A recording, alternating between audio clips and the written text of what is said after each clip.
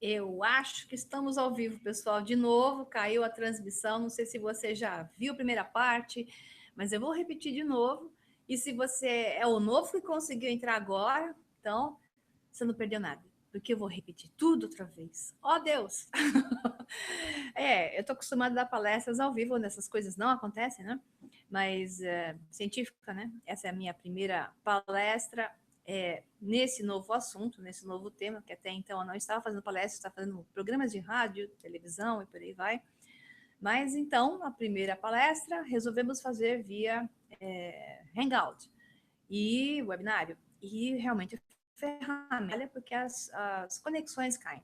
Então vamos começar. Espero que você esteja calmo agora. Se você já ouviu, é a chance de rever os conceitos, que eu vou começar do zero. E se você não ouviu, então fica calmo, relaxa. Vamos rezar para que não caia a conexão e que os slides entrem tão bem como entraram na etapa anterior. Então, o que eu tinha falado antes, na maioria, era só tinha contado um pouquinho sobre mim, porque muitas perguntas vêm, né, no meu inbox e também foram feitas via Facebook, direto, aberto, sobre que eu contasse um pouquinho sobre mim. Então, resumidamente, o que eu falei no programa anterior, eu disse que meus pais são espanhóis, casaram na Espanha, vieram para o Brasil. Eu nasci aqui, tenho nacionalidade dupla, né? Espanhola brasileira, mas eu nasci de fato na Terra, não sou ET, como alguns também insistem em perguntar. Nasci na Terra, de pais terráqueos, ok? Nasci na região do Ipiranga, olha que coisa interessante, aqui em São Paulo. Então, na proclamação da independência do Brasil, ali bem do lado do Riacho do Ipiranga. E essa família não tinha muitos recursos, então o que eu consegui na minha vida foi, de fato, sob esforço. Então, desde pequena, eu tinha digamos, um entusiasmo que era de estudar. Isso sempre foi parte de mim, de conhecer e saber. Quando eu tinha uns 9 anos, 10 anos, o meu irmão me deu um livro que era Deuses, Túmulos e Sábios, de C.W. Ceram, e lá eu vi as grandes descobertas dos túmulos dos faraós, dos egípcios, a descoberta de Troia, da Mesopotâmia, antiga Suméria e por aí vai, os grandes arqueólogos. Isso mexeu comigo e me trouxe uma memória, talvez um acordo feito, de que esse seria um caminho importante para mim, na minha vida, no meu destino, porque eu sabia que eu tinha algo para fazer aqui quando eu cheguei, 5 anos de idade, eu já sabia que eu tinha algo para fazer, só que eu não lembrava o que era. E essa lembrança ficou quase que clara aos 10 anos de idade com esses livros que aí eu não parei mais de ler, eu parecia uma doidinha lendo sem parar. O que é até hoje, diga-se de passagem.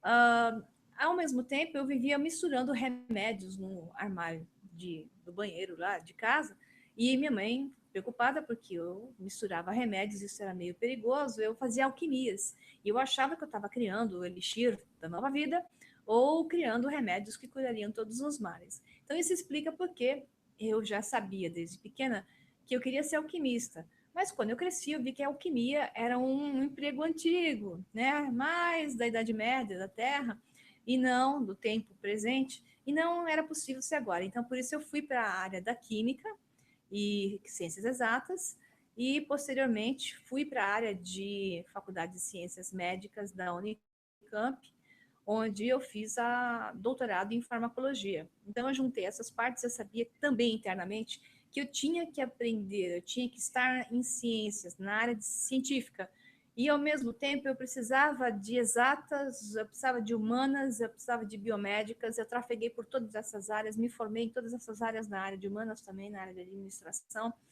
para que o meu cérebro tivesse um pouco de tudo e eu pudesse processar informação como um todo. Depois de trabalhar durante 25 anos na área de pesquisa, tecnologia e informação, aplicando inclusive as ferramentas de administração, lidando com grupos grandes de pesquisa, voltou aquela vontade, aquela pressão interna para que eu fosse para o caminho que também paralelamente eu desenvolvia, que era o estudo junto às sociedades secretas, que era o estudo de história, filosofia, ciência, mitologia, religiões comparadas, e essas informações todas sendo colocadas para mim, eu buscando-as, chegou um momento onde eu precisava me libertar de todos esses grupos e seguir uma carreira solo, seguir o meu próprio caminho, aquele que servia para mim, e começar a falar aquilo que eu cheguei à conclusão que era relevante para mim e aqueles que tivessem com a mesma sintonia, que por acaso achassem que isso também era relevante para eles, que pudesse fazer facilitadora de seu próprio caminho, se juntassem e coletassem essas informações para que fosse, digamos, um impulsionamento para aqueles que ressonam comigo. Então, ao mesmo tempo em que eu estou constantemente aprendendo, e o que eu faço hoje é aprender, e simplesmente digo aquilo que eu aprendo, outros estão se juntando e criando grupos que estão também gerando esse conhecimento expandido e descobrindo o seu próprio eu.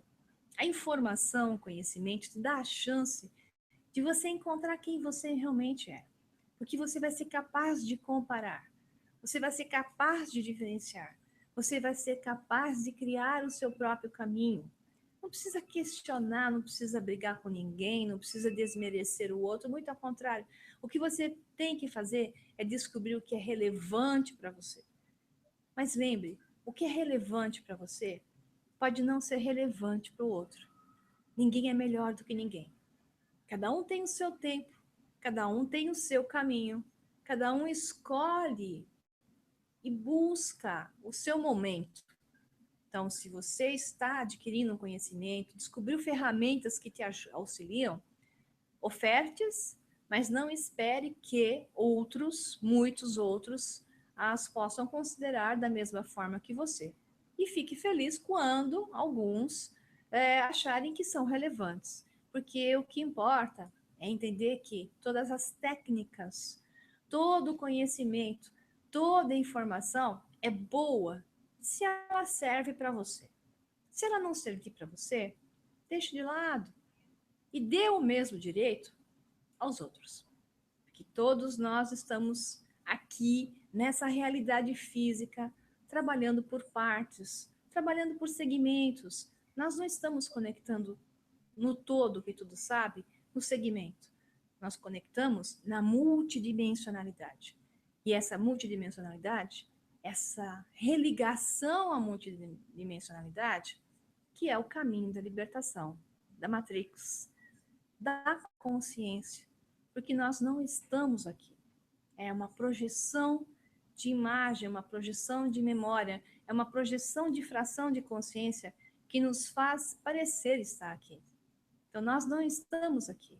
É este aqui que está no todo. Nós estamos lá. É uma fração do todo que parece estar aqui. Isso se explica melhor nos programas que eu andei colocando no meu canal do YouTube, né, que é o Sol Negro 11.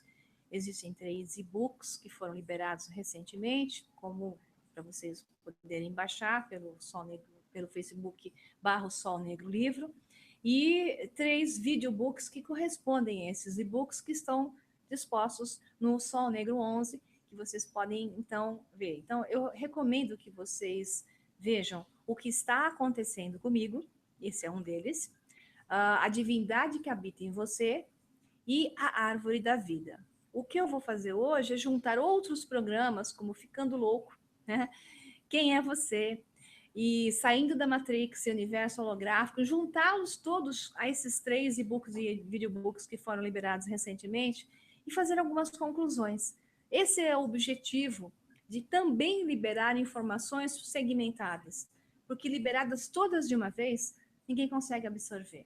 E o programa de hoje, essa conversa de hoje com vocês, é para tentar juntar um pouco esse todo que eu andei liberando, fracionado, interligando essas ideias. Então, vamos começar. Isso foi um blá, blá, blá. Espero que o pessoal esteja agora conseguindo, né, assistir. Eu vou abrir um PowerPoint, muita paciência nessa hora. Vamos ver se a tecnologia funciona. Vamos torcer para que ela funcione. Funcionar. Ó. Aqui está a apresentação. Eu vou compartilhar minha tela com vocês. Eu vou desaparecer de imagem, depois eu volto, tá? Mas para apresentar compartilhamento de tela, eu preciso, então, nesse momento, sair de imagem. Luciana, tá dando o PowerPoint? Não? Estou ainda visível? PowerPoint está aí. Beleza. Mas ele não está na tela toda. Eu estou perguntando para os meus auxiliares aqui. É que eu estou já na... Eu vou só mudar uma tela para ver se está mudando. Não. Você não está vendo, então. Temos um pequeno problema técnico aqui. Eu vou tentar aumentar aqui. Não? Você não está vendo. Eu tenho dois coleguinhas aqui, um lado direito, um lado esquerdo, para ver se vocês conseguem ver a tela como um todo. Então, eu vou tirar o compartilhamento de tela e vou... mas não, você não está vendo a tela cheia, ó. Tá vendo? Pessoal, aguarde um momentinho, porque eu preciso que vocês vejam a tela cheia. A menos que quem travou na tela aberta com os slides pequenos do lado, eu posso dizer slide 1, slide 2, mas vocês vão ter que me acompanhar. Então, espera aí que eu vou tentar ver como é que está o compartilhamento de tela aqui. Compartilhamentos de tela. Pois é, o compartilhamento de tela está ativo aqui para mim. Bom, pessoal, espero que vocês estejam vendo. Opa! Não, saí. Saiu o compartilhamento de tela. Agora eu vou tentar de novo. Tá? Tem um delay, né? Compartilhar tela. Tecnologias dão problemas. Vamos lá. Compartilhar tela. Eu estou vendo aqui como funcionando. Estão me falando que tem um delay de quase 30 segundos. Eu estou aqui tendo a mensagem de que a minha tela está sendo compartilhada. Então, eu espero que vocês estejam vendo. Não estão vendo a tela cheia novamente. Esse que é o problema. Bom, eu estou no primeiro slide. Quem está com a tela que não é tela cheia, espero que veja, né? E tem uma coisa, tem uma mensagenzinha aqui para vocês. Isso foi falado logo na primeira etapa, antes de dar o problema do Hangout ter caído, né? Do webinar, o sinal ter caído. Nós vamos ter no final desse programa uma informação muito importante, uma surpresa muito legal para vocês. Então, quem chegar até o final vai ouvir essa informação, essa mensagem. Então, eu espero que vocês cheguem até o final para ter uma surpresinha que vocês vão gostar bastante. Então, vamos lá. Eu estou lendo, então, um texto que tem a ver com o primeiro slide, que é esse universo e a mente holográfica. Espero que você esteja vendo a mesma coisa aqui, ó. Então, vamos falar aqui, antes de falar da Matrix e como sair dela, nós vamos precisar entender qual é a diferença entre consciência, cérebro e mente. Então, existem alguns conceitos que devem ser melhor aclarados para um maior entendimento do tema de hoje, né? Então, vamos começar a falar do famoso Dr. Pribram, neurocientista e neurocirurgião, que foi o primeiro a se referir ao cérebro humano como um sistema que processa de forma holográfica. O cérebro em si, ele é um meio receptor e tradutor. Ele recebe os inputs do campo chamado the field, né? Que é o campo pelos cientistas chamado the field, a fonte, que é um termo em inglês, que é um filme holográfico, mas é um filme 2D. Ele não tem 3 dimensões, ele tem 2 dimensões, ele tem comprimento e largura. Imaginem vocês um filme de um slide, tipo aqueles dos projetores de slides antigos, onde toda a informação está contida nesse slide. Você não está vendo nada ainda, porque você pega o slide, a informação está no slide, não tem projeção. Então, nesse filme 2D, imagine ele, assim, na vertical, você está olhando para ele de pé, na vertical. Do lado direito desse filme, existe uma projeção holográfica em 3D, onde você tem comprimento, altura e largura. E do lado esquerdo desse filme, existe um campo de energia, que é a consciência. Então, você tem do lado esquerdo a consciência, que é um campo de energia, um filme 2D, onde só tem comprimento e altura, e do lado direito a projeção. Vamos só considerar isso de uma forma assim lúdica. Quem está vendo a imagem, está vendo o campo 2D, a projeção em 3D, só para ter uma ideia do que eu estou falando. Assim, o cérebro, nosso cérebro, ele recebe a informação na forma desse slide, na forma 2D, desse filme 2D. Ele recebe informações, aqueles números do filme Matrix que caem em bits and bytes, ele recebe uma informação que está naquele campo 2D, mas ele projeta para fora em 3D, em 3 dimensões. Agora você vai ver o objeto em comprimento, altura e largura através de holograma.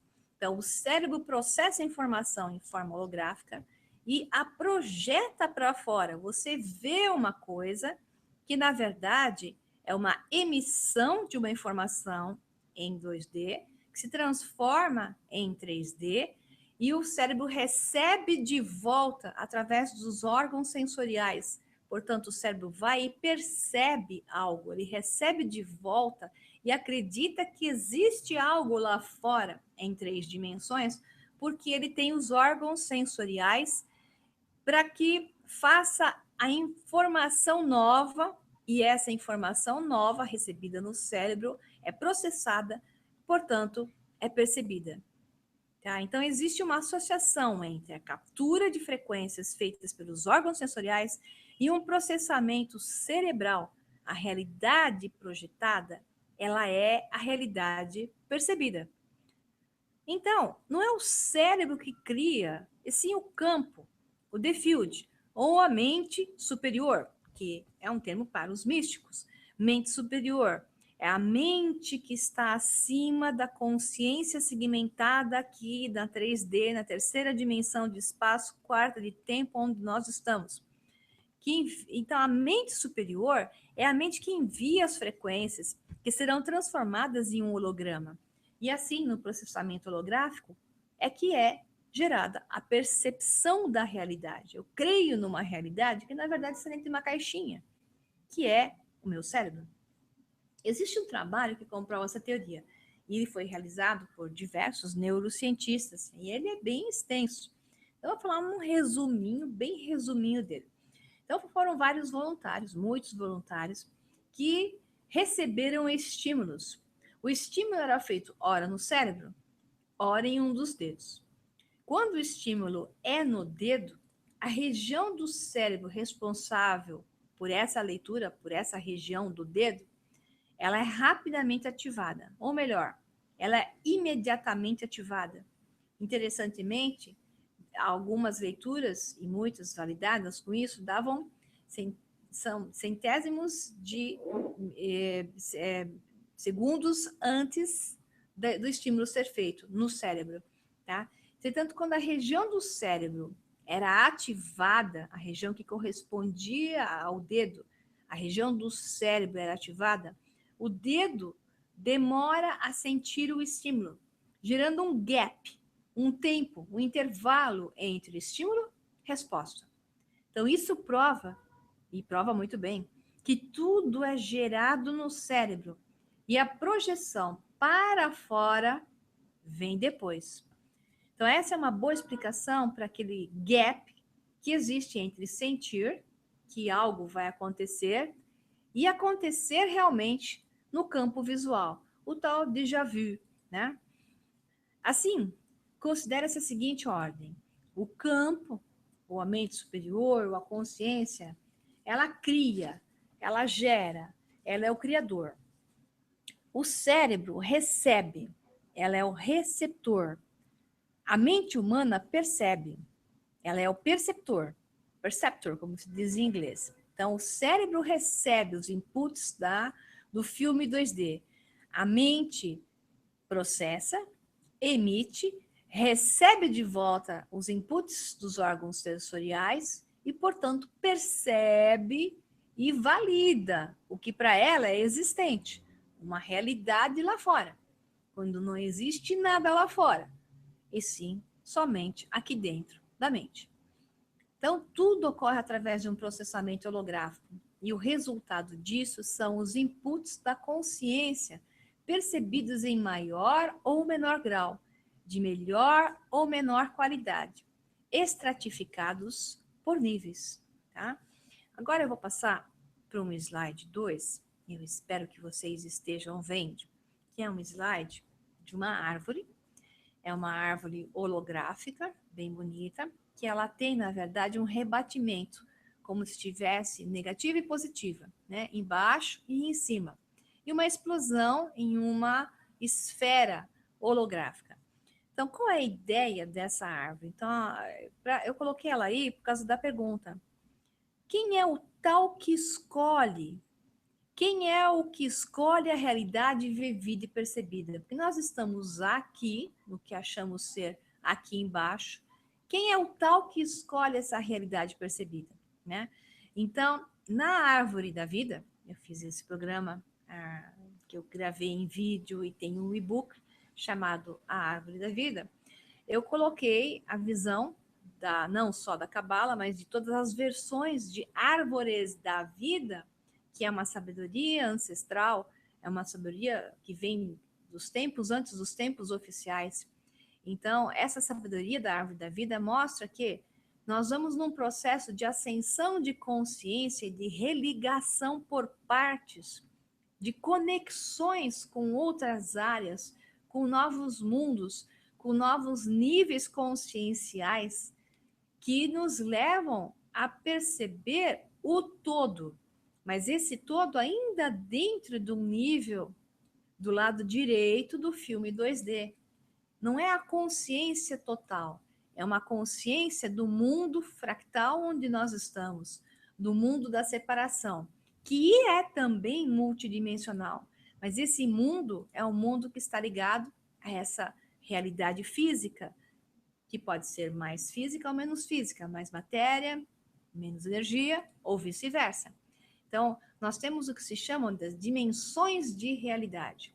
Então, nós temos o que os físicos hoje consideram 10 dimensões de realidade, sendo que a 11ª talvez seja o tempo, né? E nós temos, existe uma discussão entre os físicos, né? Mas vamos considerar o valor de 10 dimensões. A 12ª é uma discussão, mas vamos considerar então 10 dimensões de realidade. Em cada dimensão de realidade, onde você tem altura, largura e comprimento, você tem 7 densidades de matéria. Então, em cada dimensão de espaço, você tem comprimento, altura e largura, vocês têm as direções, para cima, para baixo, direita, esquerda, para frente e para trás. Além disso, vocês têm as densidades. Tudo isso é que faz a gente entender tudo que a gente tem aqui como mudanças de estados de consciência para poder atingir um pouco desse todo. Então, tanto na Cabala como na ciência da árvore da vida, por isso que eu coloquei essa imagem, ela nos lembra a reconexão com essas partes, né? Bom, estão me dizendo aqui que os slides não estão mudando, estão congelados, né? Eu vou ter que sair e voltar no slide, vou ver se eu consigo mudar esse slide para vocês, porque vocês estão vendo o segundo slide, mas ele não está ampliado, né? Então, um pouquinho de paciência, eu vou fechar o slide aqui, tá? E vou tentar subir o slide novamente. Tenham paciência. Entrou o slide? Pois é, como é que o slide entrou se eu fechei ele? Né? Então. Meus auxiliares aqui, que não são para assuntos aleatórios, eles estão me dizendo que quando a coisa entra e quando a coisa não entra. Vamos ver agora. Vamos tentar compartilhar tela novamente. Não é fácil isso aqui. Esse negócio do Hangout tem uns problemas para a tecnologia. Aqui está. Iniciar compartilhamento de tela. O problema é que ela não está compartilhando a tela cheia. Ó, eu vou colocar o segundo slide aqui e vou colocar a tela cheia. Eu quero saber se vocês estão enxergando isso. Tem um atraso de 20 segundos, estão me dizendo aqui, para a imagem aparecer ou não. Deu? tela cheia, o slide, a árvore está cheia. Thanks, Lord. Não, mas está aparecendo, na verdade, a imagem pequena, não grande. Bom, pelo menos vocês estão vendo a árvore da vida, porque o Hangout aqui não está possibilitando compartilhar a tela cheia. Eu não sei por quê. Então, vocês vão vendo por partes. Eu vou ter que sair e voltar para cada slide. Isso não vai ser fácil. Vamos nessa. Então, vamos falar um pouquinho, então, da consciência.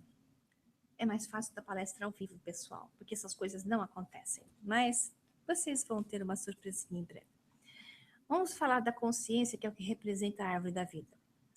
Então, basicamente, ninguém sabe ao certo o que é a consciência, pois ela tem a ver com o outro lado do campo, The Field, né? Aquele filme 2D do lado esquerdo que eu estava falando, de onde nada sabemos, cientificamente falando. Nós estamos basicamente concentrados no lado inverso do campo, onde a realidade é projetada no formato holográfico, simulando a densidade e simulando o mundo das formas. Assim, então, a física quântica diz que apenas podemos achar sentido no mundo, perceber o mundo, se o basearmos no conceito da consciência. E a consciência não pode ser estudada cientificamente, somente o resultado dela. Por quê? Porque a ciência precisa mensurar, e o mensurável é o projetado, é o que parte do campo 2D para o mundo 3D, 4D, 5D, 6D, 7D, até 10D. Isso é mensurável. Isso segue uma lei, segue uma regra, segue uma matemática. E, em função disso, a ciência pode mensurar. É nisso que a ciência acredita. Ela acredita e vê que existe do campo 2D à direita. Isso segue uma regra. Essa é a matrix. O que a ciência consegue medir, mensurar, trabalhar, validar, calcular é a matrix. Vamos por partes. Então, não é a mente terrena, muito menos o cérebro, que tem inspirações e imaginações. Quem cria não é a mente terrena. Não são essas partes que criam e inventam, e sim é a consciência que está fora disso, que envia informações para a mente terrena. De acordo com o físico Dr. Amit Goswami, que é muito simpático por sinal, ele deu um termo muito engraçadinho, que ele diz que a consciência é the thing, a coisa. A consciência é a coisa que escolhe certos padrões específicos de comprimento de onda diretamente do campo, chamado em inglês the field, sendo de onde o ser humano faz o download para o cérebro humano para criar a experiência humana. Então, segundo o físico Dr. John Hagelin, a consciência está estratificada em camadas. Existem vários níveis de informação que podem ser acessadas por sintonia de frequências.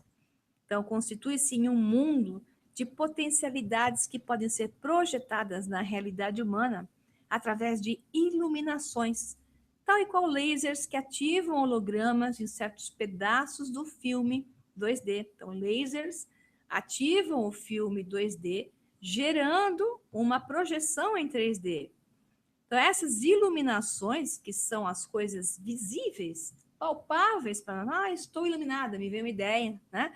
Essas iluminações palpáveis que eu enxergo, elas farão o cérebro humano, agora descrito como mente humana, perceber uma nova realidade, perceber uma nova potencialidade. A consciência é a fonte geradora do processo. A consciência é a base do ser. E a física quântica descreve isso muito bem. Bom, eu tinha um filminho para passar para vocês, mas eu acho que não vai conseguir passar.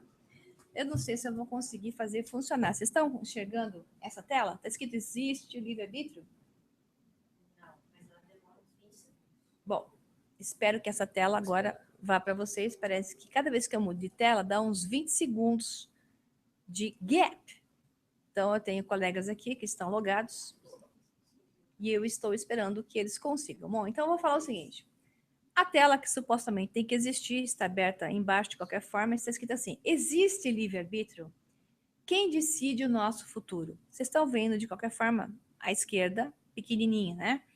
Quem está te aprisionando? Essa é uma questão muito interessante. Entre os gnósticos, eles acreditam que existe um aprisionamento. Estamos presos aqui. Alguém nos colocou aqui, criou uma matrix, estamos presos aqui, né? Nós não estamos presos. Nós estamos em uma programação, é verdade. Nós estamos do lado direito daquele filme 2D. Nós estamos em algo que a ciência consegue mensurar. Algo que segue, sem dúvida nenhuma, um programa é como um jogo. É um jogo. É um jogo de videogame. Então, nesse jogo de videogame, o avatarzinho, que somos nós, ele pode passar de fases. É subir pela cabala, pela árvore da vida. Ele vai subindo em graus, vai atingindo novos estágios, mas tudo que ele pode fazer está dentro de um programa, porque essa consciência fragmentada está presa a um programa. Você só sai desse programa quando você se torna o programador. Para você se tornar o programador, você tem que unificar-se, reintegrar-se. Sozinho não vai. Enquanto você acreditar que você é só isso, enquanto você estiver com a consciência de mente separada, tudo separado, vendo só eu e os outros separados, achando que você é na sua consciência do ego, você não vai entrar no processo de sair da Matrix. Então, a primeira coisa que você tem que se preocupar é no resgate de quem você é, no resgate de si mesmo. Então, para isso, eu tinha um filme aqui, mas, pelo jeito, eu vou improvisar aqui. Então, vocês por acaso estão vendo uma imagem que é a imagem das Nornes, as 3 senhoras do destino da mitologia grega? E embaixo você consegue ver? Não. Então, bom, eu não vou tentar colocar, vou tentar colocar depois o filme, né, para ver se funciona. Eu vou colocar o filme mais importante, que é do Brian Greene. Mas então, assim, imaginem as 3 irmãs, que são consideradas chamadas de as parcas gregas, as moiras romanas ou as nornes nórdicas. Tem também outro nome que é difícil pronunciar, que é Rodgenis eslavos. Então, essas irmãs são basicamente chamadas de as senhoras do destino na mitologia desses povos separados com o mesmo conceito, gregos, romanos e nórdicos germânicos, né? E elas tinham como símbolo mágico o fuso, a roda de fiar, os fios e a tessitura. Elas fiavam, mediam e cortavam o fio da vida, entoando canções que prediziam os destinos dos recém-nascidos e apareciam como deusas tríplices ou tríadas de deusas idosas, envoltas por mantos com capuz ou vestidas de branco, preto ou com idades diferenciadas pelas cores das suas roupas. Essas irmãs prediziam o destino das pessoas. Elas estavam até acima dos deuses. Elas teciam os fios que arquitetavam o que se chama então de Matrix, a realidade física, essa realidade de dimensões físicas, essa realidade do universo onde se pode ver, perceber uma mente que percebe através de órgãos sensoriais. E isso, então, existe um destino. Existe um destino programado, existe um programa.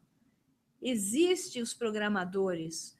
As Nornes, ou Parcas, ou Moiras, como queira chamar, eram, então, mitologicamente, a representação desse destino. Mas não é um destino impossível de ser vencido, porque no homem existe o livre-arbítrio. E no conceito da mitologia, esse livre-arbítrio, ele era algo não considerado. Religião considera livre-arbítrio, mas a mitologia considera-se o destino como algo inefável, do qual não se pode escapar. E, interessantemente, nós temos um físico falando disso, que é o Brian Greene, que fala a respeito do que a ciência considera como livre-arbítrio. Se existe livre-arbítrio na ciência. Eu vou tentar colocar isso para vocês, vou ter que sair novamente, né? Se eu clico aqui, vocês não veem, né? Rafael? Não, tá congelado. Então, eu vou fazer o seguinte, eu vou sair de novo. Gente, eu vou aparecer com uma carinha novamente aqui, tá? Sorria. E vou novamente compartilhar a tela. Vou tentar colocar para vocês o vídeo. Não sei se vai funcionar, pelo menos numa versão menor aqui. Aqui o Brian Greene, ok? Eu estou clicando aqui bem na parte dele. É difícil porque a ferramenta não está funcionando no compartilhamento. Vou colocar de volta, iniciar compartilhamento, tá? Eu espero que não fique congelado para vocês e mesmo em pequenininha a imagem, vocês consigam ver o filme. Não sei se vocês vão ter som, mas tem legenda. E é curtinho, bem curtinho.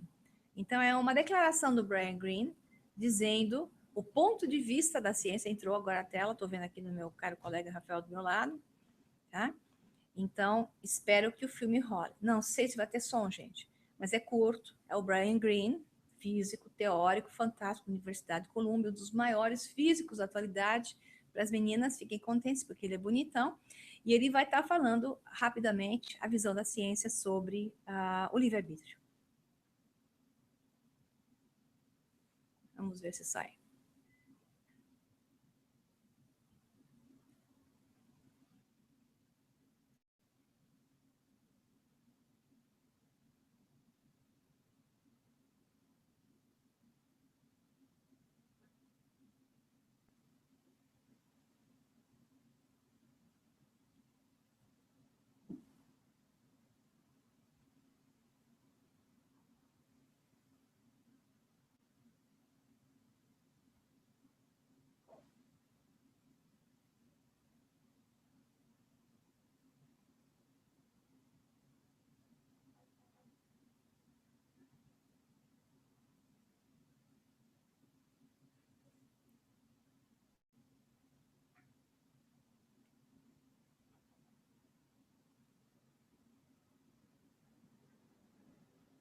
Uau! Olha só o que o Brian Greene disse. Isso foi demais. Eu peguei esse vídeo ontem, quase pulei até o teto, porque foi por acaso, by chance, como se fala em inglês, que eu colidi com esse vídeo.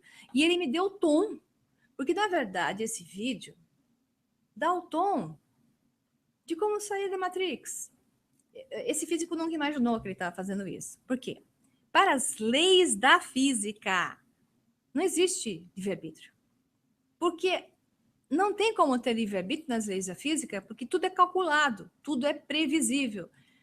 Para a física, o que existe são as três Nornes, ou as três irmãs que estão calculando, vendo o seu futuro. São as três moiras romanas, as parcas gregas. Elas desenham o universo é mensurável. Para a física, as leis da física clássica, não há livre-arbítrio. Mas existe livre-arbítrio numa física teórica chamada de física quântica. Porque, embora ele diga que a física quântica não é também livre-arbítrio, porque você não consegue prever aonde a coisa vai aparecer, porque é aquela história de Einstein dizer para Heisenberg, Deus não joga dados com o universo. Heisenberg dizia princípio da incerteza. Você não sabe onde vai aparecer a coisa, mas existe uma intenção. A intenção é que não se conhece. A intenção é a consciência. A consciência está do lado de fora, do lado esquerdo do filme 2D, do The Field, do campo. E essa consciência, a física não consegue mensurar. E é a consciência que diz ao elétron: apareça do lado de cá, seja onda agora, passe para a partícula e apareça do lado de lá. Desapareça na forma de onda, apareça na forma de partícula novamente, do lado de lá. Os físicos não conseguem calcular isso, porque eles não conseguem calcular a consciência, ok? Então, a consciência é algo que comanda a matrix. A consciência é algo que transforma a matrix. A consciência é algo que você vai chegar nela, subindo pela árvore da vida, religando-se às outras formas, religando-se aos seus outros eus, conhecendo você na totalidade e sabendo que é a sua vontade, é a sua frequência, é a sua vibração, é o seu desejo, é o seu foco, a sua atenção, onde você deposita a sua atenção. É lá que o elétron se manifesta, é lá que a partícula surge. Então, para a física quântica, uma matéria, ora é matéria, ora ela é energia. Um elétron, uma partícula, ora é matéria, ora é energia. Eles não sabem aonde ela vai surgir, mas você vai poder fazê-la surgir onde você quer, a partir do momento que você coloca a sua atenção. Então, se você está colocando a sua atenção em coisas negativas, na crença da falta, a falta é o que vai existir. Se você coloca a sua crença positiva na abundância, pois o universo é abundância. Veja bem, o universo é abundante, tudo é abundância. Quando você tem falta, é porque você está na abundância ainda. Você está na abundância da falta. Tudo é abundância. Não existe falta no universo. Você abundantemente pode estar manifestando a falta, porque a tua atenção está na falta e não na abundância, que de fato é a única realidade do universo. Ok? Então, o seu livre-arbítrio, ele vai ser inferido a partir do momento em que você entender que é você e tua atenção que se torna a mente consciente e que então manifesta o que você quer ver e para de manifestar o que você não quer, porque você manifesta o seu pensamento, o teu sentimento, a tua crença. Então, para entender melhor isso, que eu não vou me estender tanto, né? Senão eu vou me desviar do objetivo, existe um outro programa que está no meu canal do YouTube, o Sol Negro 11, que é Ilusão ou Realidade, a manifestação mágica, onde eu foco exatamente nesse ponto. Mas continuando, porque eu acho que o mais importante de tudo são as perguntas, eu vou passar agora para a parte da matemática. Eu não vou sair e voltar, vocês não vão ver meu sorrisinho de novo até, então, mais para frente. Porque vocês estão vendo os quadradinhos à esquerda, slide 6 e slide 7, é sobre Pitágoras. Então, eu não vou conseguir abrir os cheios, mas está escrito em um slide que a matemática é o alfabeto com o qual Deus escreveu o universo. A física, os cientistas, para eles, é a matemática. Se matematicamente eles não conseguem calcular, não existe. Mas esse universo, essa matriz onde nós estamos, esse universo de dimensões de realidade e densidades físicas variadas, ele é matematicamente calculável. Neste universo, o Deus chama Mátimos, porque ele é o Deus que calculou tudo isso. E ele se manifesta através da matemática, através da geometria cósmica, através das frequências, através dos sons. Os sons criam formas, as frequências conectam ou desconectam, agregam ou desagregam. Né? Então, esse é o Deus da Matrix, é o Mátimos. E Pitágoras sabia muito bem disso. Então, eu vou falar um pouquinho de Pitágoras para entender, né? Bom, segundo a tradição, a pitonisa do oráculo de Delfos, aquela que era, então, o oráculo principal, que canalizava o que ela chamava de Apolo, avisou aos pais de Pitágoras, que eram um rico joalheiro e sua esposa, que o filho esperado seria um homem de extrema beleza, inteligência e bondade, e iria contribuir de forma única para o benefício de todos os homens.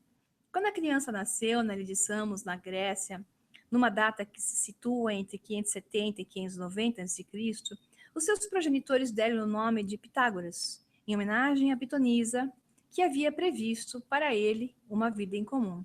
Observação que pitonisa vem de Piton, a serpente, e Pitágoras, então, é aquele que tinha a serpente. E a serpente está ligada à sabedoria. Também no meu canal Sol Negro 11, recomendo assistirem a sequência de programas que são 4 sobre dragões e serpentes, para entender e desmistificar a inversão que foi dada ao conceito da serpente, que a serpente, então, é a serpente de sabedoria. É a da religação com a fonte. É necessário ativar a Kundalini, ativar a religação de todos os seus chakras, fontes, níveis de consciência, tal qual a ascensão pela árvore. Por isso que em cada árvore existe uma serpente, em cada religião, em cada mitologia, sempre tem uma serpente na base da árvore, porque a serpente é energia da base que foi cristalizada aqui, para nos deixar na dimensão mais baixa, na densidade física, e fazer-nos se ativada, levada acima do caule, do tronco da árvore, pela nossa espinha dorsal, em direção ao nosso chakra da coroa, chakra de 1000 pétalas, ao despertar da consciência e religação com quem você realmente é. Portanto, a serpente é uma visão positiva e é uma energia que se pode trabalhar com ela para essa religação e se deve, né? Então, dentre as lendas que cercam a vida de Pitágoras, algumas asseguram que ele, na verdade, não era um homem comum, mas sim um deus que tomara a forma de um ser humano para melhor guiar a humanidade e ensinar a filosofia e a ciência e a arte. Nessa época, na ilha de Samos, havia, no aspecto religioso, duas correntes opostas. De um lado, os ritos dionisíacos, degenerados pela perda do seu sentido sagrado, porque até nessa época, então, os ritos dionisíacos se perderam, já não eram mais, estavam virando mais um carnaval do que o seu lado sagrado, real, de religação, que é para isso que eles existiam, com a fonte. E os ritos órficos estavam do outro lado, novamente serpente, caracterizados por uma ascese religiosa, rigorosa e religiosa. Pitágoras seguiu esse rito órfico, que influenciaram sua conduta por toda a vida. Mal acabado de sair da adolescência, Pitágoras acreditou que todos os conhecimentos que os gregos possuíam nada mais eram do que fragmentos da grande sabedoria que se encontrava nos templos egípcios e na Mesopotâmia. A fim de saber mais acerca dos mistérios da vida e do universo, era necessário que se deslocasse para o Oriente, aos lugares em que esses conhecimentos ainda permaneciam vivos. E depois, esses conhecimentos, os que sobraram, pessoal, foram parar nas mãos de sociedades secretas, porque com a existência das religiões abrâmicas, especialmente o catolicismo, que destruiu os centros do conhecimento e foi, digamos, a alavanca principal da destruição de sábios, né? Esse conhecimento que sobrou, que foi pouco perto do que já existiu, foi guardado a 7 chaves pelas sociedades secretas que se mantiveram ao longo do tempo, com distorções ou sem distorções, mas de uma forma ou outra devemos agradecer a elas. Então, assim, escolhendo Esparta como um ponto de partida, o filósofo de Samos inicia um grande périplo através das maiores cidades e templos do mundo antigo, que se prolongou por 40 anos antes de voltar de novo à sua terra natal. 40 anos, interessante o 40, na verdade, eu questiono se são 40 anos, porque 40 dias do deserto para Jesus, 40 é um número de materialização. É um número que você usa, tanto 4 como 40, e como tudo era astroteologia na época e era na gematria, utilizado na gematria, o número 40 me parece mais um número que quer representar a materialização de um projeto, de uma transformação para ser utilizado no mundo da matéria, né? Então, após 40 anos, digamos assim, Pitágoras retorna a Samos, sua ilha natal. A esperança de aí fundar uma escola iniciática fracassou em virtude da recepção hostil de um tirano chamado Policrato. Então ele foi para Crotona, onde ele foi recebido e lá fundou, na Itália Meridional, uma escola iniciática conhecida pelo nome de Fraternidade Pitagórica. Aí foi onde surgiu o centro dos iluministas, posteriormente chamados de Illuminati originais, que eram positivos até então. Ali reuniu, né, um grupo de discípulos a quem iniciou nos conhecimentos da matemática, música, astronomia, considerado como a base de todas as artes e ciências. Então, Pitágoras, na sua linguagem dos números, ele designava Deus pelo número 1, ou 10, que 10 e 1 é o mesmo número, é 1. Para a numerologia pitagórica, né? E a matéria pelo 2. Exprimir o universo pelo número 12. Lembrem do 12, que no final aqui do programa eu vou dizer para vocês, né? Então, eu exprimia o universo pelo número 12, resultante da multiplicação de 3 por 4. Quer dizer, Pitágoras concebia o universo composto por 3 mundos particulares que, encaixando-se uns nos outros através dos 4 princípios ou elementos da natureza, desenvolviam-se as 12 esferas concêntricas. Ao ser inefável que inundava essas 12 esferas sem ser captado por nenhuma delas, então o filósofo de Samos chamava-lhe Deus. Então, notem bem, ele falava das 12 esferas. Hoje os físicos falam em 11 dimensões, agora estão falando em uma 12ª. Então, são níveis de consciência, níveis de realidade, ainda dentro da Matrix, digamos assim. Essas 12 esferas são contidas dentro de um programa. Então, essas 12 percepções de níveis de realidade. Ele chama de Deus, mas eu chamo de Deus da Matrix. Tá?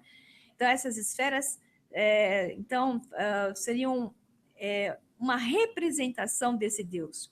Então, Pitágoras conhecer e aprender esse conceito no Egito e aplicava o número 12 ao universo. Interessantemente, os egípcios consideravam, na verdade, o 13º número como o divino, o 13. E também era assim para os caldeus e outros povos. Os caldeus da antiga, abaixo da antiga Suméria, que ficava no norte do que atualmente é Iraque, né? Na região da Mesopotâmia, do Tigre e Eufrates. Tá? A instituição do zodíaco, com seus 12 signos, é uma demonstração cabal desse conhecimento. Então, o filósofo considerava o homem um universo, uma escala reduzida. E no universo, ele via um grande homem, aquela história de imagem e semelhança. Ele chamou-lhes, respectivamente, de micro e macrocosmo. Assim, o homem, como uma célula contida no todo, seria um reflexo do ternário universal, constituído de corpo, alma e espírito. É interessante, né? Eu vou ter que pular aqui um pouquinho, né? Porque as coisas que eu estou falando, porque eu acho que eu não vou conseguir chegar até o final. Eu vou ver se eu consigo colocar, porque eu quero deixar tempo para vocês para responder perguntas. Eu vou colocar um filme, vamos ver, eu vou ter que sair de novo, que é um filme do Bashar. Deixa eu ver se eu consigo ver, se eu consigo chegar aqui nele. Tem algumas coisinhas engraçadas para projetar, mas nós estamos com problemas de projeção. Então, eu vou dar uma saída na tela, vocês vão voltar a me ver de novo e vou colocar lá de novo, né? E vou voltar a projetar para vocês aqui uma imagem. Vou colocar o vídeo, que eu acho que é importante, que é um vídeo do Bashar. Então, vou conectar novamente aqui.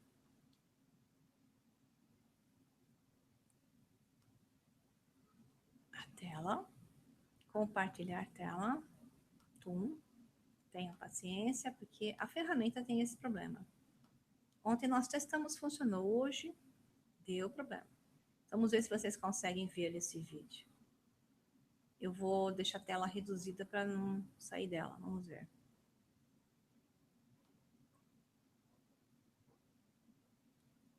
Foi.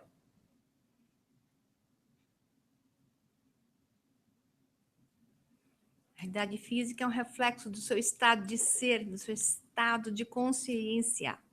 Não existe nada do lado de fora de você. Não existe nada de realidade física. A realidade física está na sua consciência. É um conceito. Você está experienciando a si mesmo.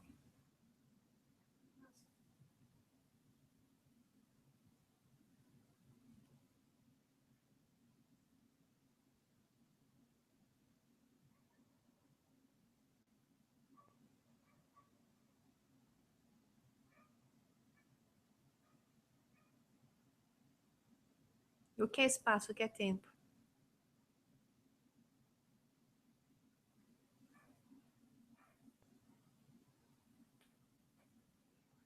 Hein?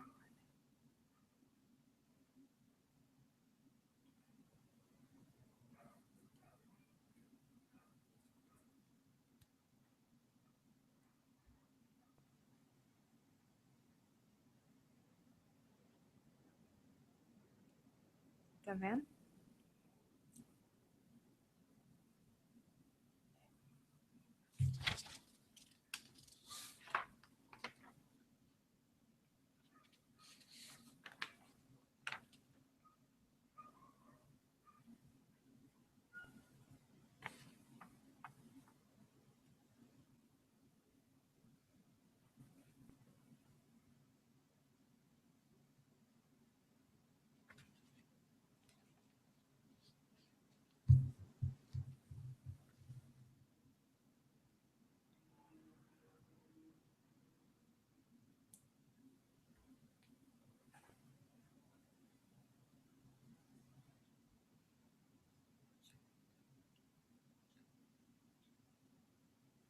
Tá parado?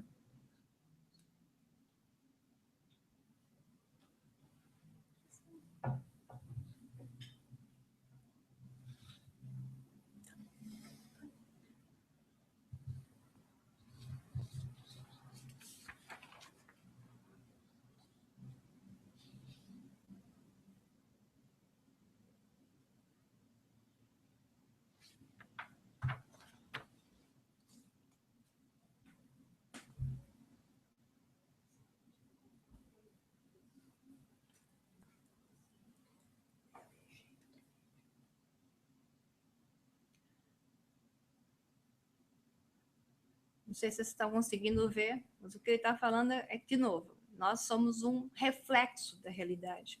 A nossa consciência, ela espelha uma realidade. A realidade que nós vemos é um espelho. A realidade que nós vemos é o reflexo daquilo que nós temos dentro de nós. Então, não adianta, é uma cristalização daquela ressonância, da vibração que nós somos. Então, não adianta culpar o que vocês estão vivenciando, culpar pessoas, culpar o externo, porque, na realidade, tudo que você vê é uma cocriação sua. Tudo que você vê é uma participação sua. É cocriado? Tem outros influenciando? Tem. É uma cocriação. Mas você é o programador, nesse caso. Nesse caso, é você que está programando. Nesse caso, é você que está projetando. O filme que você está vendo é uma projeção sua. Então, se você quer mudar o mundo externo, mude a si mesmo. Essa frase que está em tantas religiões, ela não está à toa. Ela é uma realidade. Mude primeiro a si mesmo. Homem, conhece-te a ti mesmo. Homem, transforme-se internamente para o seu externo mudar. Torne-se o programador da Matrix, porque você não sai da Matrix estando no jogo da Matrix. Você tem que transformar o jogo, jogar o jogo. Esse jogo é incrível. Esse jogo é impressionante. Esse jogo é cativante. Torne-se o seu jogador. Saiba que a cada vez mais essa realidade está sendo plástica. Nós estamos num momento onde a realidade está se tornando plástica, nosso estado de consciência está aumentando. As pessoas estão percebendo que elas são o responsável, elas são os responsáveis pelo aquilo que elas veem. Elas estão assumindo essa responsabilidade. E, em função disso, elas estão entendendo como sair da Matrix. E você só sai da Matrix através dela. Você não foge dela. Fugir dela te prende a ela. Você sai dela passando por todos os estágios dela. E para passar pelos estágios, você tem que se submeter a ela. E esse é o jogo. O avatarzinho do jogo, do videogame, vai mudando de fase. E aí, quando ele abordar todas as fases, ele se transforma num novo avatar. E só através dela ele vai fazer isso. Então, quando o Buda disse tudo é ilusão, ele não quis dizer que nada é real. Ele quis dizer que as nossas projeções mentais sobre o que achamos que é realidade são ilusões. E também quis dizer que os elementos que formam o universo e cada forma que nós vemos, sólida, líquida, gasosa ou plasmática, se forem pegas e vistas a níveis subatômicos, elas não existem de fato. Ou pelo menos não existem como nós imaginávamos que elas existiam, como matéria física rígida. Portanto, tudo que vemos é Maya, o nome do meu personagem principal do livro, da série, da trilogia O Sol Negro.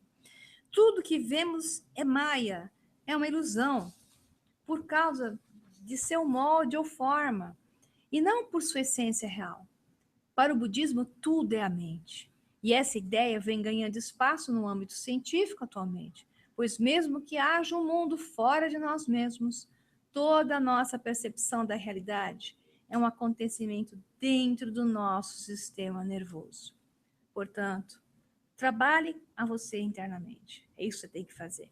Trabalhe a você. Expanda o seu conhecimento interno. Coloque a máscara de oxigênio em você. Na hora que o avião chacoalhar e perder uma descompressão, para você poder salvar quem está do seu lado, coloque primeiro a máscara em você. Antes de você apontar o dedo para alguém, aponte o dedo para você mesmo. Coloque a máscara de oxigênio em você. E só quando você estiver plenamente cheio de oxigênio é que você vai poder salvar alguém. Ok? Pessoal, infelizmente, eu tinha outros vídeos para passar, mas como não vai dar, em função da dificuldade da ferramenta, nós vamos passar as perguntas.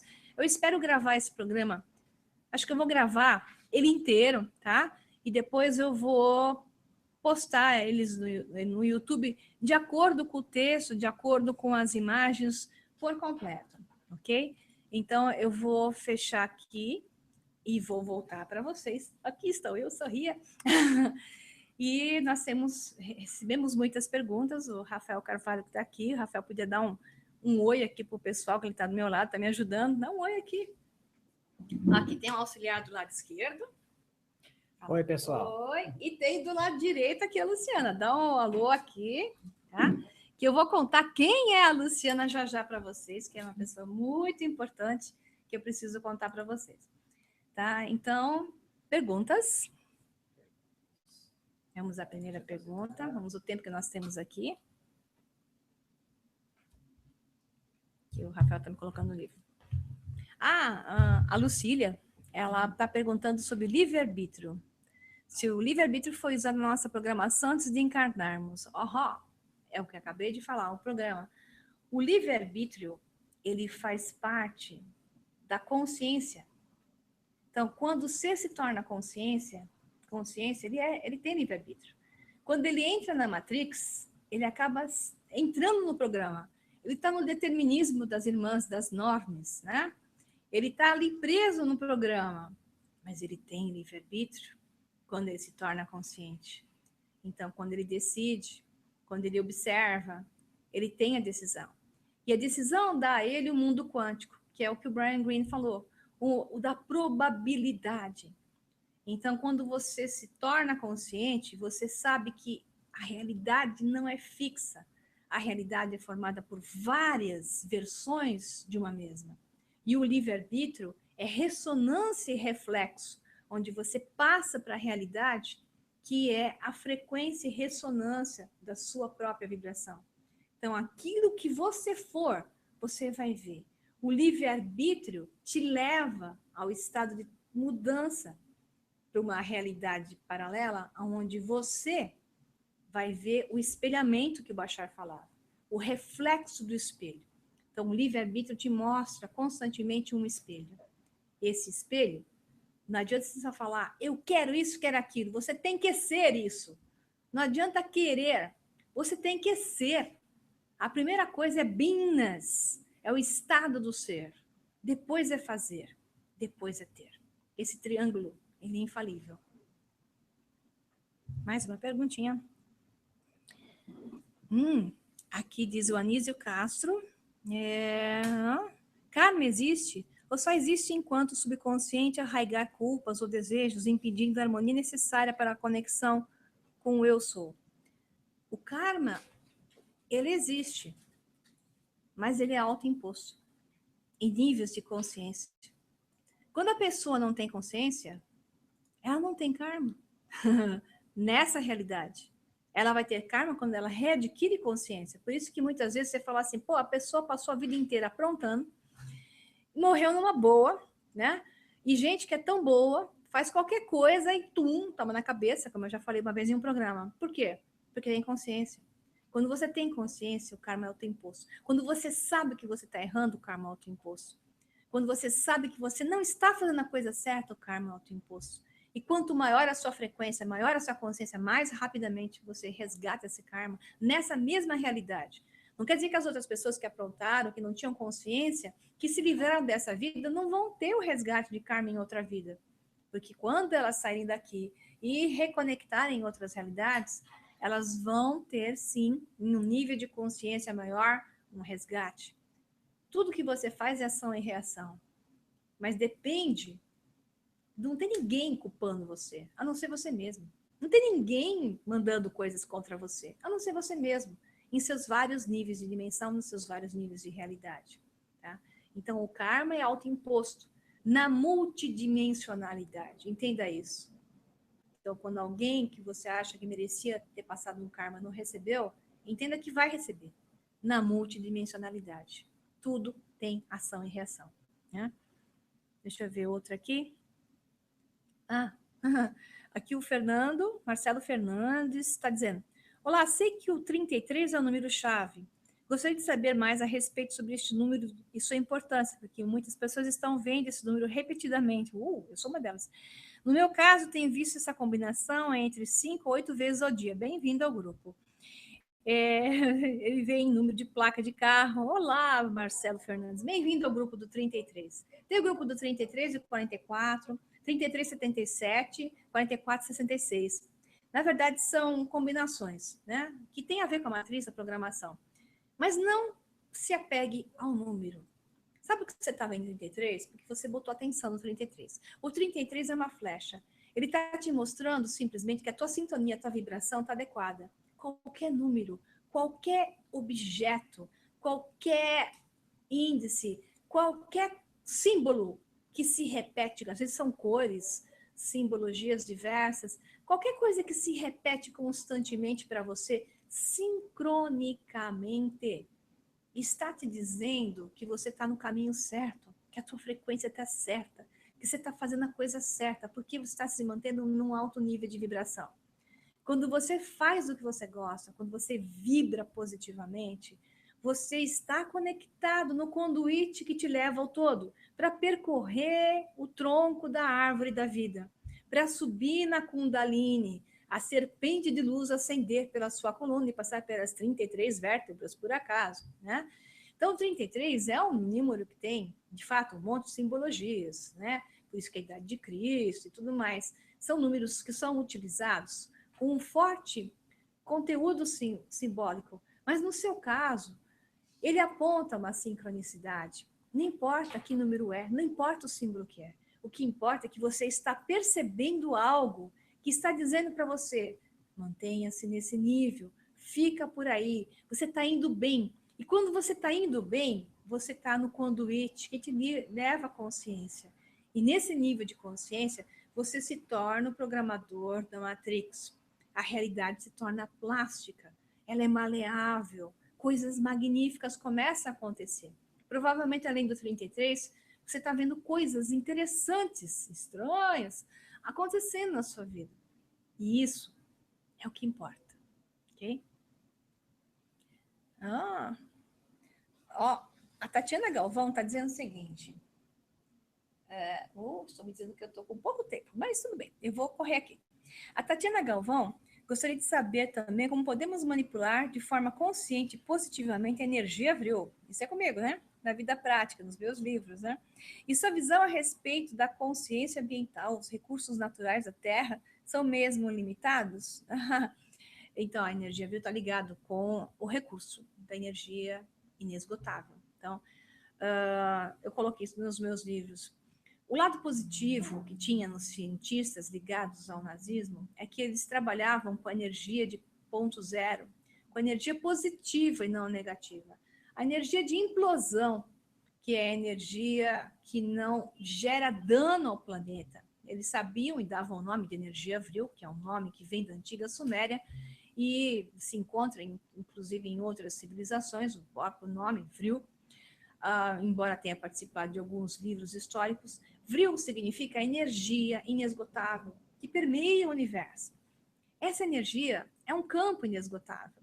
Na verdade, o universo é inesgotável. A Terra é inesgotável, se nós trabalharmos com elas positivamente. Esses cientistas que trabalhavam aliados ao nazismo, que os americanos levaram todos e os russos levaram o resto, né? E esconderam os projetos mais interessantes para a gente usar nos que eram menos interessantes, diga-se de passagem, como a bomba atômica, por aí vai. Esses projetos mostravam que a energia que é obtida por explosão, que é da combustão do petróleo, ela é que detona o planeta. É a poluição gerada por métodos de energia obtidos por explosão é que geram o que é escasso, porque o petróleo é escasso. Então, os recursos são escassos porque se escolhem métodos que danificam o planeta e são escassos. O petróleo é escasso. Mas a energia é inesgotável. A energia de ponto zero, que é uma das manifestações do vril, é inesgotável. E se utilizado, o planeta fica verde novamente. Você não tem que construir hidrelétricas, não tem que destruir a natureza. A energia de ponto zero é aí. Então, não há recursos esgotáveis. Os recursos são inesgotáveis. Eles só vão ser alcançados quando a mente do homem se tornar abundante. Enquanto o homem não for abundante dentro dele, e ele acreditar na falta, o que a gente vê é falta. Nós só vamos ver riquezas e abundância quando o homem for rico e abundante dentro dele. Quando ele crer nisso e passar a manifestar por imagem e semelhança essa abundância. Tem um cientista chamado Mark Cummings, que ele fala a respeito disso. E ele fez um texto enorme. Eu estou só repetindo o que Mark Cummings postou e é maravilhoso. Eu tenho que falar rapidinho, não dá tempo, né? Vamos ver, estou pegando aleatoriamente, nem estou vendo. Cláudia França, de Catanduva, São Paulo. Por que demorou tanto tempo para todo esse conhecimento chegar até nós? Existem mesmo entidades negativas atrapalhando a nossa evolução? Olha do seu lado. Aqui não tem ninguém negativo do meu lado, né? Eles não, né? Mas olha do seu lado. Você vai, olha para frente, olha para trás. Entidades negativas estão o tempo todo. São seres encarnados. São humanos da Terra. Essas são as entidades negativas com as quais você tem que se preocupar, tá? Então, tem humanos bons, com vibração alta. Esquece essa história de reptiliano, esquece essa história toda contada. Preocupe-se com o ser humano. Porque se o homem da Terra for bom, se o homem da Terra mudar como frequência, não há nada que possa chegar perto de você para te atrapalhar. Então, o que nós vemos hoje é uma programação de um programa feito por nós mesmos. Nós somos o programador. Quando nós nos mudarmos, não existem entidades negativas. Não existirá um vizinho chato, malvado, né? Não existirá o ladrão que te rouba na rua. Existirá você e os seus fraternos em uma noosfera conectada com uma mente positiva. Isso já existiu no passado da Terra. Se perdeu por um processo de Kali Yuga, inspiração e respiração do universo. Porque assim são ciclos de evolução. São padrões que existem, são várias terras que existem. Existe a terra mais positiva e a terra mais negativa. Então, quando esses seres já evoluem, um padrão, um grupo já evolui e entende essa positividade, ele passa para uma terra mais positiva. E outros vêm para essa terra mais negativa. Entenda uma coisa, você não muda nada, a não ser você mesma. Todas as realidades existem. E todas essas realidades são escolas. Essas escolas são para serem utilizadas. Essas escolas têm que existir. A escola mais negativa, a escola mais positiva, a escola mais agregadora, a escola mais desagregadora, ela tem que existir. Então, você não muda a escola. Você que se muda. Quando você se transforma, é você que se muda para uma outra realidade. Assuma a responsabilidade de mudar você, que você vai ver um mundo melhor. Não porque você mudou o mundo, porque você se mudou para um mundo de uma realidade paralela muito melhor. Espero que falando rapidamente vocês consigam entender. Lá. Temos tempo? Quanto tempo? Opa, estão me dando até as 10h20. Melhorou, gente? Vamos lá. Eu vou pegar mais algumas perguntinhas aqui. Essa de Tati Dung, né, ela escreve o seguinte. As crianças estão chegando agora no planeta, têm uma missão especial. Elas realmente estão vindo com o DNA atualizado. Vai ficar mais fácil para elas saírem da Matrix? Ajudar a humanidade a sair? Sim. Nós estamos nos mudando para realidades onde frequências e novas ligações são possíveis. Então, essas crianças estão chegando, elas mostram que, então, esta frequência e vibração desta realidade está aceitando um novo padrão mais conectado. Então, é uma coisa muito positiva, sem dúvida nenhuma, saber que o DNA está sendo modificado, ou melhor, o DNA está sendo ativado. Esse é o termo mais correto. O DNA sendo ativado faz com que novos níveis de consciência, novas frequências possam ser conectadas. E como a realidade é paralela o tempo todo, nós mudamos de realidade paralela para realidade paralela milhares de vezes por segundo.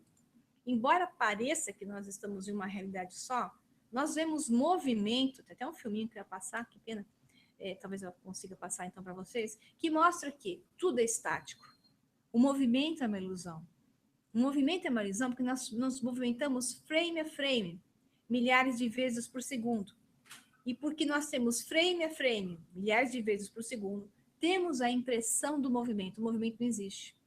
O que nós fazemos é mudar de frame para frame. Estamos mudando de realidade paralela para realidade paralela milhares de vezes por segundo. E é por isso que parece ter movimento. O movimento não existe. É uma ilusão. Tá? Eu vou pôr até o filminho para vocês verem isso. Então, nós nos mudamos o tempo todo. Só que nós nos mudamos inconscientemente. O que nós passamos a poder fazer a cada nível maior de consciência é migrarmos conscientemente para uma realidade paralela que é a desejada, que é a que eu quero, e não que eu estou indo inconscientemente. Quando eu me torno consciente, eu sou capaz, então, de entender que eu estou passando para realidades paralelas, novos mundos, novas realidades. E é isso que importa saber. Então, essas crianças, elas são diferentes da gente. Elas são diferentes porque elas têm essas conexões mais perceptíveis, digamos assim. Estou pulando a coisa, depois vou ter que voltar. O Paulo Freitas Júnior, ele escreveu assim: mas nossas experiências na terceira dimensão imprimem crenças em nós que são geradas por nossas interpretações. Isso, exatamente. Por que eu interpretaria negativamente ou a falta devido à experiência se eu sou a consciência abundante? O que é isso que julga ao contrário? O ego? O ego é um tipo de programa para nos fazer pensar ao contrário e possui uma força autônoma de ação? Seria o ego o Deus ao contrário para provocar o despertar da consciência geradora, causa primeira? Uau, gostei da pergunta. O ego é o seu amigo. O ego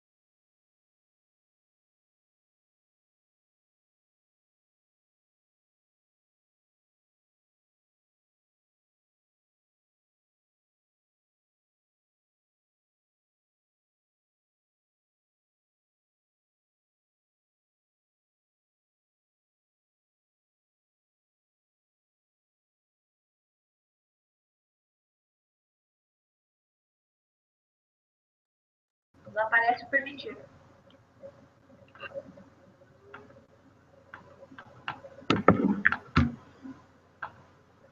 Não aparece permitido também. Sempre aparece, né? A partir desse... Não está aparecendo. Ele pediu para fechar o call. Que call?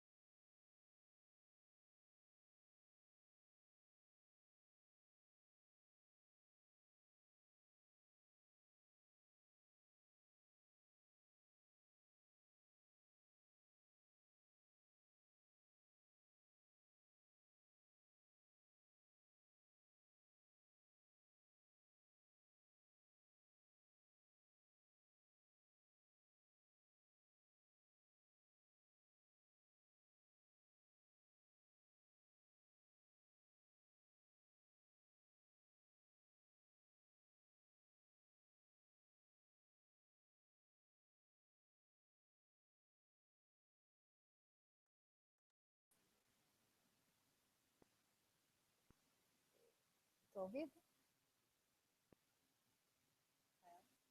Não?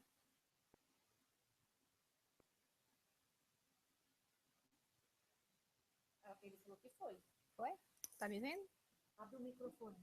É que estava fechado. Aberto. Tá ativado. Bom, não sei se quem está me vendo, quem não está me vendo agora, porque caiu a chamada novamente. Problemas tecnológicos. Ele falou que você pode falar. Então, parece que alguns estão me vendo já. Tive que pegar o computador aqui da minha amiga Luciana, porque o meu apagou, não está voltando. Desculpe pela falha técnica. Infelizmente, acontece nesse tipo de hangout. Então, eu vou voltar na pergunta do Paulo Freitas Júnior. Paulo, se você estiver por aí, se você tiver voltado, né? Então, assim, o Paulo perguntou sobre o ego, né? Então, nossas experiências, a terceira dimensão, imprime crenças e nós mesmos são geradas por nossas interpretações. Tudo é interpretação. Tudo é um centro de credos. Tudo é baseado naquilo que eu penso, eu sinto, eu percebo. Então, eu crio um centro de egos. Assim, a gente cria padrões. Se cria um centro principal e terciários, secundários, credos menores em volta. Então, o que você experiencia está baseado nesses credos. Então, se você quer mudar alguma coisa, mude os credos. Mude aquilo que você percebe, que você sente, que você acredita. Eu sei que é difícil, gente. Estamos todos aqui trabalhando para mudar isso. Mas o quanto mais você tiver consciente, eu falo para mim isso o tempo todo. Às vezes eu mesma, com todo esse conhecimento teórico, que é tudo teoria, na prática, às vezes a gente escorrega. Só que sabe qual é a diferença? A gente se dá conta rapidamente. A gente se dá conta. Quando você vai adquirindo conhecimento, você se dá conta. E demora segundos para você rebobinar, né? Reload, volta a um padrão melhor. Demora segundos para você retomar uma posição mais centrada, mais correta, para deslizar menos dentro do ego. O ego não é um inimigo, é bem como o Paulo Freitas colocou aqui, ele já percebeu isso. O ego não é um Deus ao contrário. O ego é um padrão. Como é que você vai fazer uma pesquisa científica, por exemplo, sou cientista, né? Como é que eu ia fazer uma pesquisa científica? Como é que eu ia saber um resultado, se uma droga era boa ou se era ruim, se ela curava ou não curava? Se eu não tinha um controle negativo, onde eu sabia que tudo dava errado e mensurava o valor negativo, e se eu não tivesse controle positivo, onde eu exacerbava resultados. Eu não saberia se é bom ou ruim se eu não tiver esses limites. Então, o ego, ele nos dá esses padrões de limites. Ele nos dá uma visão do programa. Ele nos dá uma visão sobre quem é que está mandando. Ele te dá a chance de você se tornar você mesmo. Ele te dá a chance de despertar. Através do ego, você tem a chance de despertar. E quando você percebe esse outro que está com você, que é o ego, você então passa a entendê-lo. Fala assim, pô, quem está sentindo dor hoje? Quem se magoou hoje? Foi o ego. Ô, ego, coitadinho, você está magoado? Foi o ego. Você fala assim, foi o ego. Eu falo, pô, Bruno, o meu ego está dolorido. Mas é o ego.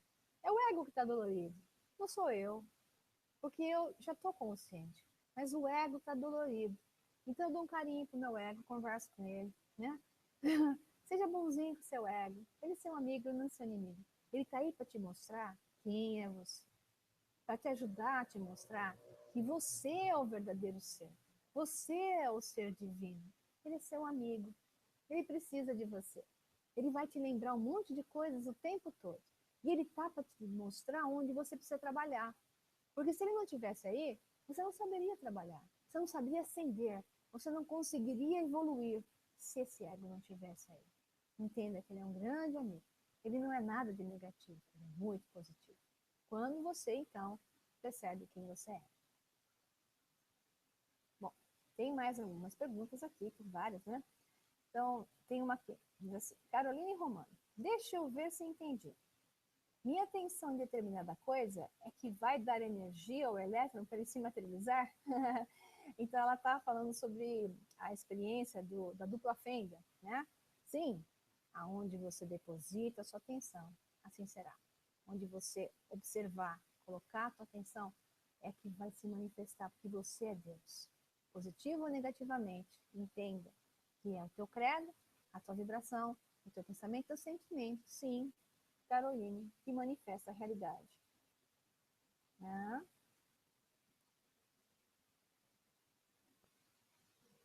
Ok. Rafael, você tem outros aí? Passa para mim, por favor. Acho que eu peguei a maioria aqui. Que é legal. Peraí, pessoal, que vem mais. Rafael ajudando aqui. Ok. O que significa o número 9? A Heloísa Maria, ela colocou assim, o que significa o número 9 na data de nascimento e o 7 em seu nome de batismo? Bom, eu sou um 7, né? Então, assim, meu nome completo é um 7. O MC Pereira, eu coloquei MC Pereira para ser 11, que é um número de transformação. O que significa o 7? 7 é a carruagem de Apolo, é um número do mago, é um número do místico, é um número do esotérico, é um número solar, é um número de vibração, né? Não é, nenhum número é melhor que o outro, vamos observar bem. Números são frequências, eles representam frequências. Não tem número ruim, não tem número bom. Tira isso da cabeça, porque o 13 também não tem nada de ruim, pelo contrário. O que existe são padrões. Então, o universo trabalha sobre padrões. E os números mensuram isso. Então, se no seu nome você tem 7, ou se no seu nome você tem 5, que é o número do mago, né? Isso, na verdade, importa para você só entender um pouco melhor dos níveis de frequência que você aborda, até onde você vai, o que pode ter essa matrix programada para você. Mas, como eu costumo dizer, esquece horóscopo, esquece numerologia, embora eu trabalhe com isso, eu brinco com isso, esquece na mente consciente e saiba que você é Deus. É o teu livre-arbítrio, é o teu padrão de escolha que modifica a realidade externa. E essas coisas, elas mensuram a realidade externa. Mas quem é que está fazendo a realidade externa? É você. Então, quando você olha o oráculo, você olha a numerologia, olha a astrologia, o que você está vendo é, na verdade, uma expressão que você mesmo criou. Seja no programa maior, quando você aqui descer no seu nível de consciência, ou seja no que você está representando agora. Você joga um tarô, você vê lá no tarô umas previsões. Essas previsões dizem tudo o que você precisa ouvir no momento presente. Mas se a partir do momento em que você viu as previsões do tarô, a sua consciência se transformou, porque você viu aquelas previsões e você disse, nossa, então isso pode servir ou isso pode não servir, você já é outra pessoa. Então você agora merece uma nova previsão. O seu foco, a sua atenção, a sua vontade, a sua concordância ou não concordância já modificou aquelas cartas. Já modificou. Existe um padrão, é verdade. Existe um caminho, mas existem desvios. Existem outras escolhas. Existem outros caminhos. Então não se prenda a 9, 7, 11, embora a gente possa brincar com eles. E eu digo que é divertido brincar com eles. Eu mesma brinco bastante. Mas eu não me prendo a eles. Porque eu não me prendo a nada. E se você não se prende a nada, você é livre. Escolha ser livre. É melhor. Deixa eu ver aqui. Douglas Guizani.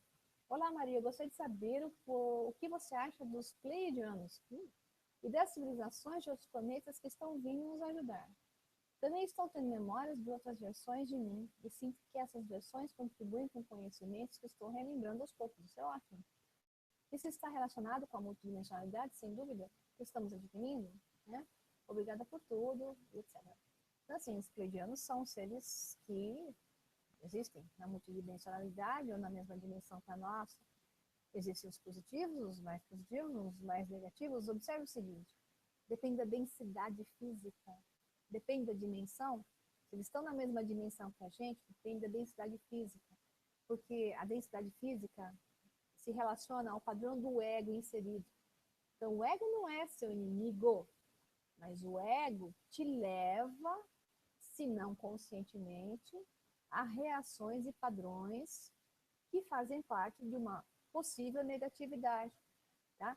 Então, pleiadianos podem ser mais positivos, pleiadianos podem ser mais negativos. Depende de que pleiadianos eu estou acessando no nível de consciência.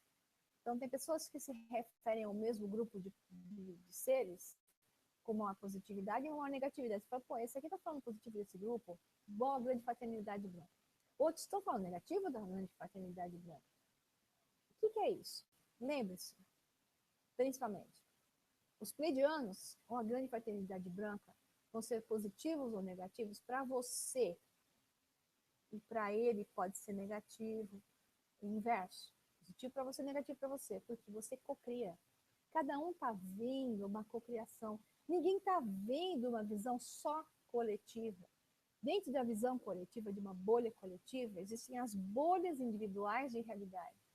Então, quando alguém interpreta algo, ela interpreta, ou ela vê, ou ela recebe uma conexão, ela está na conexão dela, usando arquétipos. Essa história do Arcanjo Miguel, essa história do comandante Ashtar.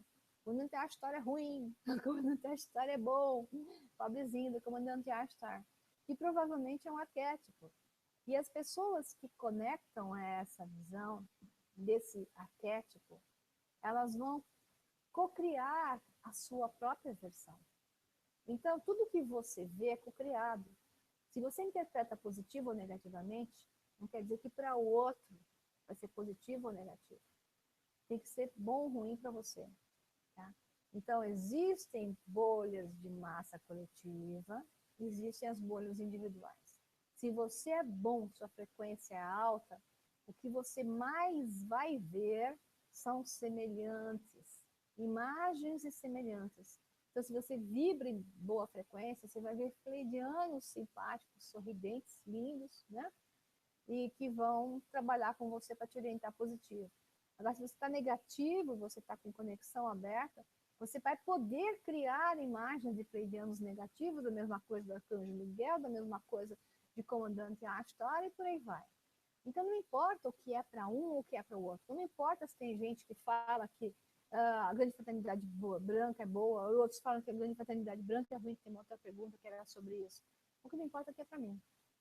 O que eu tiro com isso? Qual é o resultado? Me eleva, me traz conhecimento, me eleva, me torna um ser melhor, eu vibro positivamente, ou eu sinto medo? Quem está criando medo? São os seres ou sou eu? Será que não é uma cocriação por espelhamento? Será que eu não estou trazendo uma bolha, um vesica-piscis de união entre duas partes, onde só se conectam porque ela é a imagem e semelhança de mim mesmo? Então, de novo, cuide de você. Quer sair da Matrix? Não se importe se grande fraternidade branca é boa ou ruim. Aprenda a olhar o que significa para você. Como você se sente frente a alguma coisa. Quando você tem um sonho, quando você fala com grupos de pessoas, quando você entra no local, como você se sente? Quando você compra alguma coisa, como você se sente?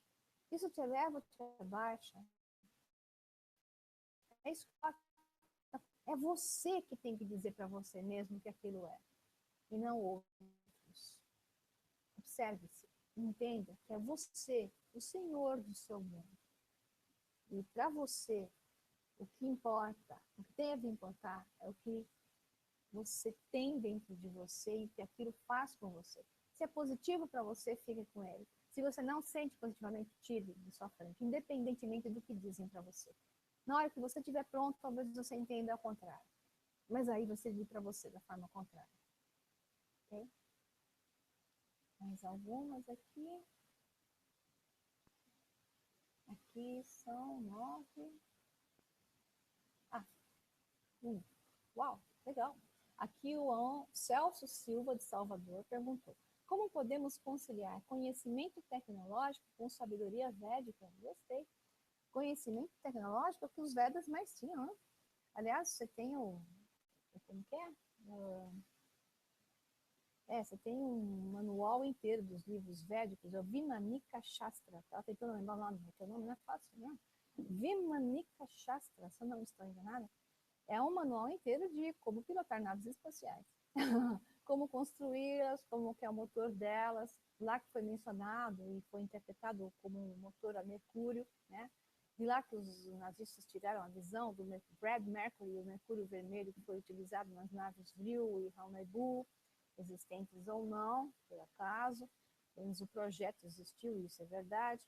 Então, assim, os Vimanika Shastra, na tecnologia, como todos os outros livros védicos, existiram civilizações altamente tecnológicas nos tempos antes dos tempos oficiais. Esses grupos eram paralelos aos tempos de Atlântida. Vários eram de fora e viviam na Terra, eram extraterrestres, humanoides ou não, que viveram na Terra e tinham tecnologia. E conviveram comumente com os que se tornaram terrestres e se tornaram civilizações, como é o caso dos Atlantes, né? Então, esse convívio entre seres de fora e seres daqui altamente tecnológicos existiu até mais ou menos fortemente a queda da Atlântida, a posição final, que é aquela que Platão menciona, mais ou menos em, sei lá, 11 mil anos, 10 mil e poucos anos antes de Cristo, né? E depois continuou. Até teve uma pessoa que perguntou sobre a quarentena da Terra. A quarentena da Terra, ela foi feita por volta de 3.500 a.C. Isso foi feito por grupos que queriam nos deixar evoluir por conta.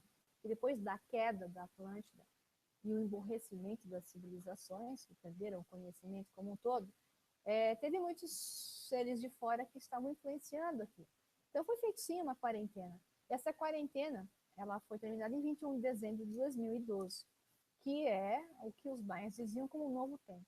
Esse novo tempo é um tempo de religação, é um tempo de reconexão com os nossos irmãos, né? Com os nossos outros parentes, que podem não ter a mesma cara que a gente, né? Mas eles são também humanos, humanoides, e eles têm um DNA compartilhado conosco. Então, são extraterrestres que não vivem na Terra, mas eles têm um DNA compartilhado conosco. Okay. Agora eu vou dar uma notícia muito legal, porque temos pouco tempo, estão colocando uma plaquinha na minha cabeça aqui, né? Então é o seguinte, pessoal, temos uma notícia muito boa, que é, eu vou pegar aqui para não errar, no dia 27/2, vai ocorrer uma palestra inaugural para a inauguração do Instituto Freedom, que é da minha querida colega Luciana, que eu coloquei aqui para colocar um tchauzinho para vocês. A Luciana é CEO, é presidente do Instituto Freedom, que é um centro para desenvolvimento humano, que vai ter vários tipos de trabalhos para desenvolvimento humano. E no dia 27/2 vai ocorrer a abertura do Instituto, e eu vou dar uma palestra inaugural ali, para todo mundo que quiser ir, grátis. Nós vamos anunciar isso pelo Face, tanto pelo meu como do Instituto Freedom, que você vai poder ir assistir essa palestra inaugural, que vai ser sobre ciência e espiritualidade espiritualidade e ciência, até eu esqueci o que eu ia falar, espiritualidade e ciência, uma palestra de aproximadamente 2 horas, é isso, Luciano? 2 horas, 1 hora, com perguntas, que segue, pode ir até esse tempo. E o que vocês precisam levar é apenas 2 quilos de alimentos não perecíveis, não vale levar sal, tá, pessoal? Tem que levar alimento bom, arroz, né? Massas, feijão, alimentos não perecíveis, 2 quilos, que vão ser doados para o Lar São José, que é um local que a Luciana conhece pessoalmente, ela acredita que é muito bom e que eles estão precisando. Então, eu conto com vocês. Dia 27 de fevereiro, está breve aqui, uma inauguração do Instituto Freedom. A minha palestra, então, vai ser Ciência e Espiritualidade. Só 200 vagas. Ela está escrevendo aqui para mim, com plaquinhas na minha cara o tempo todo. Ela é assim, minha amiga há mais de 20 anos, então eu conheço ela muito bem. Então, só 200 vagas, porque não cabe mais que isso lá, tá? Então, vão ser mandadas mensagens para você. Então, eu conto com vocês, pessoal. Temos tempo, Luciano, ainda? Não, né? Encerrando, já bateu na trave, já até passamos. Eu agradeço a vocês. 22 e 22, tá vendo? Os números sincrônicos, né? Agradeço a vocês, os corajosos que ficaram até agora, depois de tantas quedas, né, na internet e quedas no Hangout. Pena que eu não consegui mostrar tudo que eu queria, mas eu vou gravar um vídeo legal para vocês, vou colocar tudinho inteiro do jeito que eu queria e vou postar, vou avisar vocês, vou colocar no YouTube. E eu espero vocês no dia 27/2, que a Luciana está lembrando de novo, tá? No Instituto Freedom, aqui de São Paulo, na região da Vila Mariana, vai ser presencial, depois ela, ao vivo, né? Depois ela vai gravar e a gente vai postar também, mas a gente espera vocês lá. Eu quero dar um abraço em vocês e conversar com vocês por lá. Muito obrigada, pessoal, pela presença. Obrigada aos bravos cavaleiros e damas que ficaram até esse momento. Um abração e todo o meu amor para vocês. Tchau, tchau.